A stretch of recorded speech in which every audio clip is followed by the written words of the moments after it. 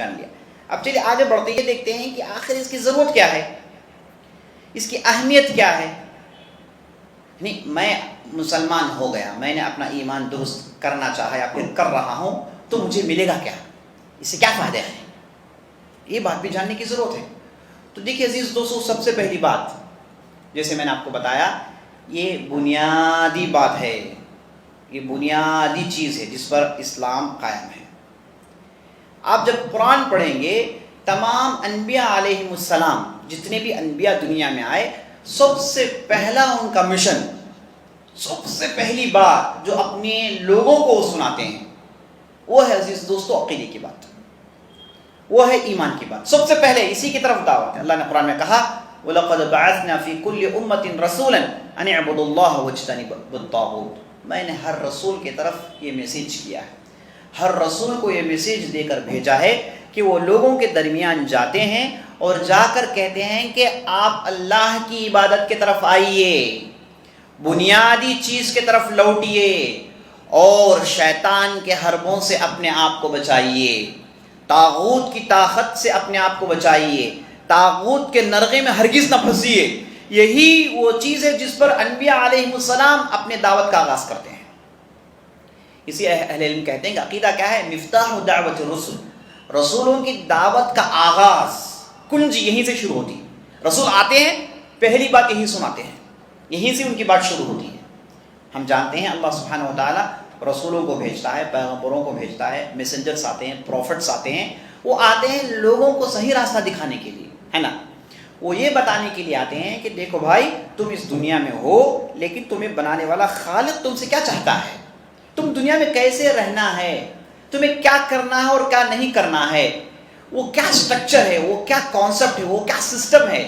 یہ سسٹم بتاتے ہیں اور اس سسٹم پر خود عمل کر کر دکھاتے ہیں. دیکھو بھائی, اس پر ایسے ہی کام کرنا ہے, ایسے ہی عمل کرنا ہے. تو انبیاء علیہم السلام کی دعوت کا آغاز عزیز دوستو اسی عقیدے کی باتوں سے ہوتا ہے. یہی باتیں وہ سب سے پہلے سناتے ہیں. مانا اس سے مانا کیا, کیوں اس سے آغاز کرتے ہیں, کہتے ہیں کہ یہی پہلی بینج ہے جس میں میری دوسری تعلیمات اوپر آنے والی ہیں. یہی روٹ ہے, اس کے اوپر جو بھی شاخیں نکلنے والی ہیں, جو بھی میری تعلیمات آنے والی ہیں, سب یہیں سے شروع ہوتی ہیں. اگر یہ روٹ خراب ہے تو میری کوئی تعلیم آپ کو فائدہ نہیں دے گی. اگر کسی کا آدمی کا عقیدہ ٹھیک نہیں, وہ لاکھ نماز پڑھ لیں, لاکھ روزہ رکھ لیں, یاد رکھ لیجیے اللہ کی نظر میں اس کی کوئی اہمیت نہیں. وَقَدِمْنَا إِلَى مَا عَمِلُوا مِنْ عَمَلٍ فَجَعَلْنَاهُ هَبَاءً مَنثُورًا. اللہ کہتا ہے میں یہ جو اللہ کو نہیں جاننے والے جو بھی عمل کرتے ہیں, ہم دیکھتے ہیں دنیا میں بعض ایسے بھی کفار ہیں جو ڈھیر سارے صدقات خیرات کرتے ہیں, اچھے کاموں میں آگے رہتے ہیں. اللہ سبحانہ وتعالیٰ کہتا ہے کہ ان کے اعمال کی طرف ہم آگے بڑھتے ہیں اور ہم انہیں پھونک مار کے اڑا دیتے ہیں. اس کی کوئی اہمیت نہیں ہوتی. کیوں اہمیت نہیں؟ اعمال تو اچھے ہیں, کیوں اہمیت نہیں, کیوں اس کی ضرورت نہیں؟ کیونکہ اس کی بنیاد غلط ہے. اس کی سوچ جہاں شروع ہوتی ہے وہ بینج غلط ہے. اس لیے اس کے اوپر جتنی بھی باتیں کہے گا اس کی کوئی اہمیت نہیں اللہ کی نظر میں. تو اس عزیز دوستو بہت ہی اہم بات ہے. ہم ہمارے معاشرے میں ایسے لوگوں کو دیتے ہیں جو ہر سال حج کرتے ہیں, ہر سال عمرہ کرتے ہیں, لیکن آپ ان سے ان کا ایمان دریافت کیجئے, انہیں پوچھئے کہ ان کا ایمان کیا ہے, وہ کن کن سوچوں کو اپنے پاس رکھتے ہیں, کیا ان کے افکار ہیں. آپ تعجب کریں گے کہ وہ اللہ کے تعلق سے کیا سوچ رہے ہیں, اللہ کے رسول کے تعلق سے ان کی سوچ کیا ہے. بالکل ایک دوسرے سمت کی طرف چلے گئے ہیں. تعلیمات ایک طرف ہیں اور یہ صاحب ایک دوسرے طرف ہیں, تو عمل کیا؟ بہت بڑا سوال. پوری زندگی اس میں گزار دی انہوں نے, 50 سال 60 سال اسی عمل میں, اسی سوچ کے ساتھ, اسی فکر کے ساتھ, پورے ضائع ہو گئے. اللہ کی نظر میں اس کی کوئی اہمیت نہیں. اب کوئی یہ کہے گا کہ بھائی انہیں کوئی سکھایا نہیں, انہیں سیکھنے کا موقع نہیں ملا. یہ تمام کی تمام باتیں غلط نہیں چلے گی. کیوں نہیں چلے گی؟ کیونکہ جب آپ کھاتے تھے پیتے تھے آپ کو معلوم تھا کہ کیسے پیسے لائیں. آپ نے پیسے کمائے, اپنے پیٹ کو آپ نے بھرا, آپ نے پیسے کمائے, آپ اپنے لباس کو پہنے, آپ اپنے لیے جو کر لیے جسمانی طور پر. ویسے آپ نے اپنے روحانی کو کیوں درست نہیں کیا؟ جیسے آپ نے اپنے جسم کو پالا پوسا, موٹا تر و تازہ کیا, آپ نے اپنے سوچ کو کیوں درست نہیں کیا؟ آپ نے اپنے عقیدے کو, اپنے ایمان کو درست کیوں نہیں کیا؟ یہ سوال ہوگا, کوئی بچ نہیں سکتا اس سے. کوئی یہ عذر نہیں پیش کر سکتا اللہ کے پاس کہ اللہ مجھے کسی نے نہیں سکھایا ہے. نہیں، عذر نہیں پیش کر سکتا ہے.